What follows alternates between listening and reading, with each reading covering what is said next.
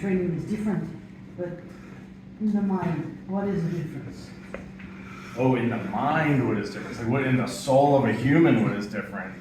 I think is the distance, the solitude, the four of us in the Orion spacecraft heading out to the far side of the moon, losing touch with the Earth for about 45 minutes when we're on the far side of the moon and just being completely alone out there. I think in the soul, that's a difference. You won't even see your home planet there for just a few moments. And I think that will have a profound impact on the four of us. You know, when I was a young child, I used to love things that made me feel small. I loved looking at the night sky, I loved the ocean, I came to love the mountains. And I think this mission to the moon, even more so than my time on the ISS, is really going to embody that idea of things that make you feel small and make you ponder your place in the universe. I'll have this image in my mind's eye, perhaps, of this tiny little craft and 4 little humans dispatched from Earth to go around the moon. And those 3 days when we're just in the middle of space, and then zooming out and imagining the Milky Way galaxy and our little dot zooming out from our little star. That moment, I think, is going to be really profound, and I hope to bring back to everyone what that really feels like. Which impressions have you gained today here at Airbus today, and what does it mean to be? What does it mean for you to be here? We've seen the service module in schematics and PowerPoint slides, and charts. And so to see some of those things that we've been talking about, not just the basics of the system, but even some of the challenging parts, the things that they're really trying to work hard and solve some of the problems that they've discovered, to see it up close and put context to it. It's been really amazing. There's some really great technology there, and I love the fact that technology started with our ATV partner to the International Space Station. But I think the most impactful thing for me is the team that's out there working, and that they haven't stopped working. They're in there working to build that service module for our friends that are going to fly on Artemis 3 and subsequent. And so seeing the work that they're putting in, their handprints are all over the insides of that service module has been really impactful. I want to add 2 things because I just saw this young man. He's climbing the steps right now. He was laying down on top of European Service Module number 3 when we went and toured earlier, and he took his gloves off and he shook our hands. And the only thing he said to me was, "I'm trying my very best." And I just love that. Like, it wasn't even a hello. It was, "I'm trying my very best." He comes to work every day, and he's working on something that really matters to humans, and he is absolutely going to do everything he can to make it successful. But then the other part of that was we have to wear those little helmets that you saw him wearing, these little hard hats. And everybody puts them on the correct way with the brim in the front. And I started to notice that they all wear them backwards, so the brim is in the back. And I turned my hat around backwards, and 3 guys were like, "You're part of the team." And I thought that was great. And it is more comfortable to wear that hat backwards. So we feel like part of the team. Being here in Bremen, being with the Airbus folks, we really now feel very connected, very rooted here. And when we come around Earth, about a day after we've launched into space and we light off the European Service Module and it sends us to the moon, we'll know the hands that put that vehicle together, and it will really be quite touching. But it's important for you to know exactly how this shift is done, because it can help you when you will be during the trip. Absolutely. Yeah, when we're at home, we get our classes from operators, the people that will run the mission. When we're here, we get our classes and information from the designers, the people that thought this up and put it together and know it inside and out, every intricacy. We don't just learn the final product and how we can use it best. We learn everything that went into getting to that answer. And I think learning from the designers really is a step deeper than even what we can get at home. You think it helps the people at home something? Because they know exactly the flight.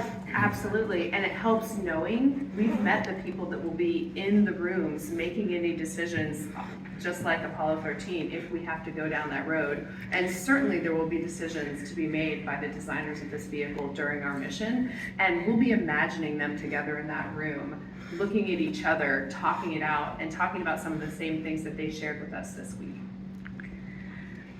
Artemis 2 is obviously very technology-driven mission. Nevertheless, what's in it for science? You mentioned earlier how you'll be looking at places at the far side of the moon that probably people have never seen, like humans have never seen with their eyes. So what's in it for science in Artemis 2? You know, when we had what we called lunar fundamentals training, and then Jeremy and Christina went and did some more field geology. But in the class, there was a really neat part where they took it's a small stand that has lots of different colors, and they take a picture of that next to the regolith, and that helps them when they get back in post-processing those images to really develop them the way that they looked on the moon. And I think that speaks to how important it is to try and recreate what it actually looks like. And so, as Christina mentioned before, you know, we may have the ability to see parts of the far side of the moon that haven't been seen in daylight conditions. And so the fact that we can put human eyes on that is actually not just opening the door. Our main objective is to open the door for further lunar science with the surface missions, but we might actually be able to take a step into the door and help the scientific community by putting eyes on features that have never been seen. I mean, they're, you know, something that's been on my mind, and I almost said it when you asked about Apollo 13 earlier, that there's a feature on the moon called Mount Maryland, Jim Lovell named after his wife. And we might be able to see that.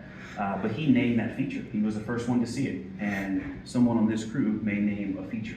Race to the window to name that lunar feature. And so I think that's a unique aspect of this. We may see things that humans have never seen with their own eyes. I'd like to add something on that. So something that this program has really reminded me of is, yes, 100% science, pure science for the sake of science has always improved humanity's life here on the planet. We need to continue to do that. It's very important. But it gets really blurry. Engineering, science, and we can start to try to want to distinguish between the two. But what I am seeing here is like, there's no engineering without science, and there's no science without the engineering. We're hearing stories like, this is how we started. We designed this in the beginning, and this didn't work. And now they're changing their models, and they're learning. Like, they are doing science in this building and the buildings around here. They're doing science in Canada, United States, around the globe to make this mission possible. There's no going to the moon without science. So we're already learning, and I think that's really special. It is good for you to have a face of the people who have created this part of your ship. It's important for you to meet them. Absolutely. Yeah, it builds trust. This is a human space program. It requires humans to go to the moon to build all of these things, the technology. And it just builds that, you know, just shake a hand, to look at a smile, look someone in the eyes, for them to say, we care about this mission. It builds a lot of trust. And, you know, for me, it highlights, this is obvious, I hope it's obvious to Europeans, but you're building this here because you have the expertise. You bring something special to the table. It was an invitation by NASA to collaborate as an international collaboration, but you're able to do that. It wasn't a gift. You're doing it because you have the genius in these countries, and we can leverage that genius. And I think I'm proud of what I see here. I'll be proud to fly on it, but I hope you as Europeans are proud of what you have done here. It takes vision to set that kind of goal and to do something big, to take these risks, to build something and do something for the first time. That's visionary. Have you ever heard about Bremen before? So did you have a chance to go sightseeing, and what is more challenging, going to the moon or experiencing the German passion? Wait, I have to start. I flew on the International Space Station with Dr. Alexander Gerst, so we spent 165 days in space together, and we trained for 2 years before that in the United States, in Germany, in Russia, and Japan. And wow, it was so fantastic for me to work with him, to see how exacting he was in every single way. And then we're about a month before we were ready to launch, and I was going completely into the details on this thing, just like, I'm gonna Alex Gerst this thing all the way to the end. And Alex hits me and he goes, hey man, it's good enough, 80% is good enough. And I was like, we're ready to launch. And that was the moment when I had gotten Alex to realize the 80% solution can get us there. A lot of that is humor, but it's a true story for sure. For us, these cultures bring so much to us. Getting to be here in Bremen, getting to see this town, getting to meet these people, getting to interact with Airbus, getting to interact with this side of ESA. You know, we know Cologne. we know the European Astronaut Center, we know it well. There's a lot of friends down there, but now we have friends in Bremen, and that really means a lot. Will you give a visit to Cologne still as well on this tour, or? I took my children to Europe this summer, and Cologne was one of our stops on our itinerary. But this trip, no, we got to get back to Houston. We're going to be in Florida on Monday for training. Being the first humans to leave Leo after 50 years, does that give you a special connection to your predecessors? Is there some certain relationship, and did you meet some of them? You know, I'm going to take that question a little maybe differently than intended, but you know what it connects me with is the people that paved the way for me to be here as a woman. The people that paved the way for our crew to not necessarily look like the last few crews that have gone. And that decision was made a long time ago. When we talk about firsts and superlatives, sometimes it actually takes away from everything behind that and what it took to get us there. The fact that because people were paving the way for me, I'm able to be here and to devote my best to this mission to contribute. So those are actually the people that it connects me with. And actually that goes back to anyone who was willing to fight for things they believed in. Yes, it's Mae Jemison, the first African-American astronaut, but it's also Ella Baker, who's a civil rights activist. And it's anyone who was willing to put their life and their thoughts and work on the line for what they believed in. Wouldn't it be frustrating to go to the moon, to see it, and not go down? You know, someone asked us that in the last session, and I think it's also important. You know, you told some really good stories about it, and we're opening the door for the lander missions and the gateway missions, the space station around the moon. But I think it's important to also talk to the intentionality of making that decision because of the risk posture it puts us in. And so you've heard some of my crewmates describe the TLI burn, the translator injection burn, that is going to give us the push from this service module. That push to go to the moon is also what's going to get us back from the moon. And so being able to do a gravity turn around the moon on a free return trajectory, it makes it a little safer for us. On the way back, all we have to do is trajectory correction burns instead of a big burn to get back to Earth. And so there's that safety aspect or the risk mitigation aspect of it as well. So no, for this mission, to make sure that this vehicle is safe, you know, we'll spend a day around the Earth, 4 days on the way to the moon, 4 days back, and then the next crew can, you know, be concerned about doing something more complicated. Do you have a chance to go to the moon, the later mission? Jeremy said he's flying on Artemis 9, which was news to me, but I'm all for it. You know, Artemis is going to be an amazing program, and we really look forward to sharing it with the European astronauts that will get a chance to fly on Artemis, Japanese colleagues, hopefully UAE, and then folks that we haven't even thought of yet that will join this coalition to explore deep space. I would say probably we are so honored, we feel so humbled to be on Artemis 2, that honestly to take a mission in the future would be taking an opportunity from a colleague, and I don't think that we would do that. Personally, I would love to go back to the International Space Station and visit my original home in space and spend a week, a month, or a half a year, or maybe even a year there. I think it would be really a neat way to end my career.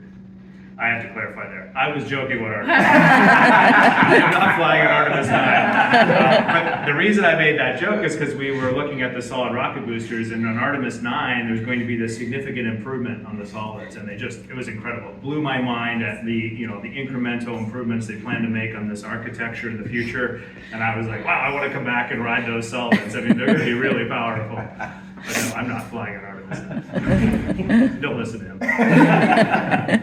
We all know Artemis 2 will be the first mission after Apollo 17 to bring back humans to deep space or the moon. Is it planned to contact the Apollo astronauts who are still alive, just like Fred? Let's talk about Apollo 13, or is Artemis and Apollo was Apollo? Well, we're built on the legacy of Apollo. We're also very strongly built on the legacy of the International Space Station. The Apollo generation, we go back and review their debriefs almost on a daily basis as we develop these new programs. They learn so much so quickly, and they wrote so much about their experience that it's a treasure trove of information. The way they trained, the way they operated the vehicle, the way they designed the vehicle. It's not just the astronauts; it's the folks that worked in mission control during those times. Jerry Griffin, Gene Kranz. Those names to us are heroes. They may be lost to the general, but they're amazing folks that did that. So yes, we're talking to them all the time. We had lunch with Tom Stafford from Apollo 10. I was at a conference recently with Fred Hayes. I know you keep up with a bunch of the Apollo astronauts. So they're there, and they're still brilliant, and they still are.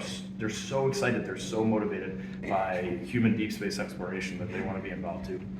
If I may add, one of the great lessons they've taught us isn't necessarily only the technical, which we do spend a lot of time working with them on. It's other things. It's how important their families were.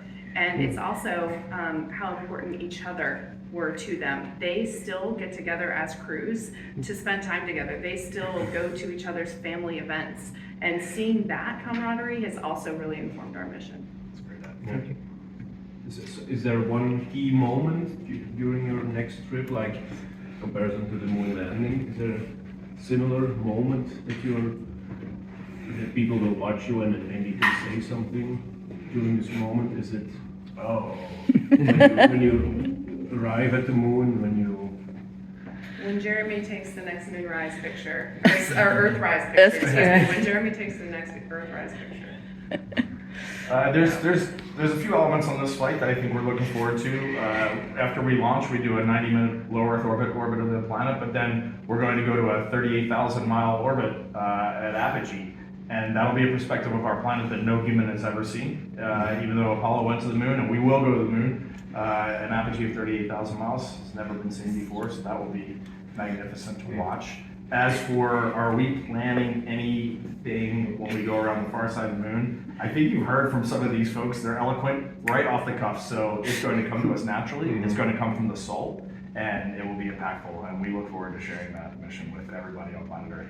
Last question. You'll be going on a 10-day mission. The ESM has consumables for 20 days. Is there any nominal mission that you can imagine that is longer than 10 days? Of course. Yeah, I mean, the future missions. No, for Artemis 2. Is there a scenario? The day we launch, the time of year we launch is going to affect the actual duration of our mission, so it could be a little longer than 10 days. It could be a little shorter than 10 days. That is going to be about the benchmark, though. A day in Earth orbit to check out the systems, and it's roughly 3 to 4 days there and 3 to 4 days back. So this mission is not going to change very much, but it will change a little bit in the details. Trained for any kind of a contingency mission that involves, say, an extra orbit around the Earth before we leave or anything like that for us to be on. Thank you everyone for your time. Thank you. Can I just ask a question in French to Jeremy?